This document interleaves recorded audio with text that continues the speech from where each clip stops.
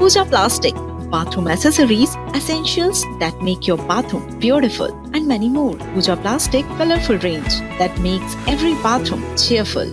इंदौर से बड़ी खबर है। 12 साल के बच्चे का शव मिला है। हत्या के बाद उस बच्चे को ढूंढने का नाटक आरोपी कर रहा था। आरोपी के गले पर नाखून के निशान से शंका हुई कि ये वहां किस तरह मौजूद था। बिल्डिंग के एक युवक ने आरोपी के गले पर निशान देखे। पुलिस ने आरोपी रेहान को गिरफ्तार कर लिया है। अली का आरोपी के छोटे भाई से झगड़ा हुआ था, जिसमें उसने इस वारदात को अंजाम दिया। एक खौफनाक वारदात सामने आई जब इस बात की जानकारी मिली कि 12 साल के बच्चे के शव को ढूंढने का नाटक करने वाला व्यक्ति ही आरोपी है। हत्या के बाद अली को ढूंढने का नाटक ही आरोपी करता रहा। इसके गले पर नाखून के निशान थे जो बिल्डिंग के किसी दूसरे युवक ने देखे। आरोपी का नाम रेहान है, जो गिरफ्तार हो चुका है। आरोपी के छोटे भाई से झगड़ा हुआ था, जिसके बाद उसने इस वारदात को अंजाम दिया। तो इंदौर से ये बड़ी खबर है, जहां एक बच्चे को ढूंढने के बाद 12 साल के बच्चे का शव मिला है। आरोपी खुद इसे ढूंढने का नाटक करता रहा, जबकि इस वारदात को अंजाम दे चुका था।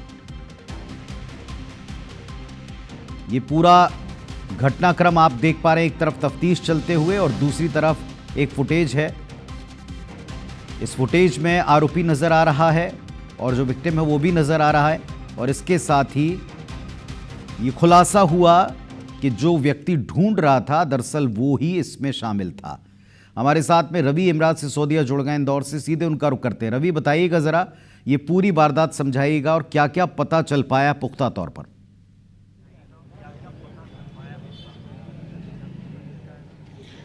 जी बिल्कुल, देखिए 12 साल का ये मासूम है। कल शाम को ट्यूशन से आने के बाद में इसी क्षेत्र में खेल रहा था, जो कि सीसीटीवी में भी कैद हुआ और आखिरी बार इसी स्ट्रीट पर, इसी सड़क पर वह देखा गया। इस बिल्डिंग में वह जाता है। बिल्डिंग में जाने के बाद में, चूंकि इस बिल्डिंग में बताया जा रहा है 5वें माले पर उसका मित्र जो है, दोस्त उसका जो है अयान, वह इस बिल्डिंग में रहता था। उसी से मिलने के लिए पहुंचा था, लेकिन जैसे कि बिल्डिंग वालों ने बताया कि उस दिन उसके घर पर कोई मौजूद नहीं था।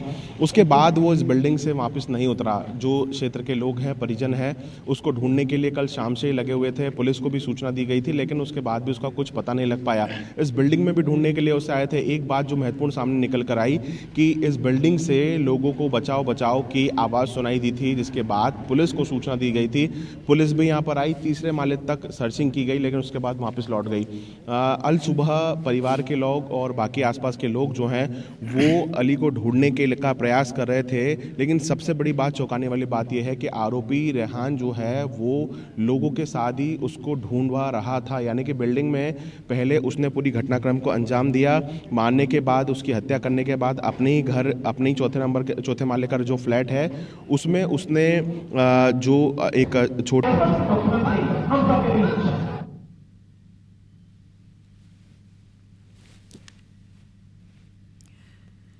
तो ये फुटेज आपको दिखा रहे हैं, ये उस घटनाक्रम का फुटेज है जिसका ब्यौरा रवि भी हमको बता रहे थे। वो दे रहे थे कि किस तरह एक छोटा सा बच्चा ढूंढने के लिए निकलता है। 12 साल का ये बच्चा है।